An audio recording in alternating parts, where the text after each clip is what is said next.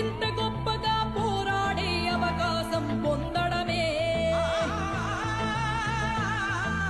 అడుగు అడుగు వెయ్యనిదే అంతరిక్షమే అందేనా, పడుతూ పడుతూ లేవనిదే పసిపాదం పరుగులు తీసేనా, మునిగి మునిగి తేలనిదే మహాసంద్రమే లొంగేనా, కరిగి కరిగి వెలగనిదే కొవ్వొత్తి చీకటిని తరిమేనా ముగింపే.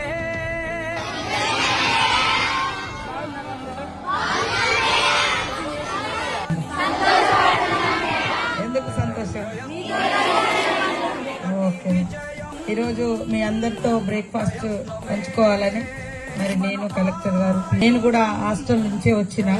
హాస్టల్ జీవితం ములుగు గర్ల్స్ హాస్టల్, నాది ములుగు ఎస్టీ గర్ల్స్ హాస్టల్, అక్కడే చదువుకున్నా. కాబట్టి హాస్టల్ ఉన్నాము అనే బాధ నుంచి ఇంతమంది ఒక ఫ్యామిలీ మెంబర్స్ గా మనకు దొరికింది.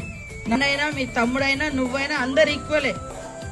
అన్న తమ్ముడు చూడకున్నా మీరు ఖచ్చితంగా తల్లిదండ్రులను చూసుకోవాలి, అవునా కాదా? ఎందుకంటే మీకోసం వాళ్ళు కష్టపడి మీకేం కావాలో కొనిస్తా ఉంటారు, హాస్టళ్లలో పంపిస్తా ఉంటారు, వారానికి ఒకసారి వచ్చి ఎట్లా ఉన్నారు ఏందని చూస్తూ ఉంటారు.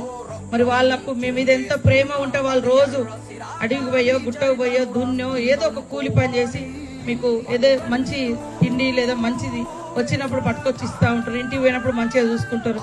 కాబట్టి ఇంటికి పోయినప్పుడు కూడా మీరు మీ అమ్మ నాన్నకు సపోర్ట్ చేయాలి, పని చేయాలి, తప్పులేదు.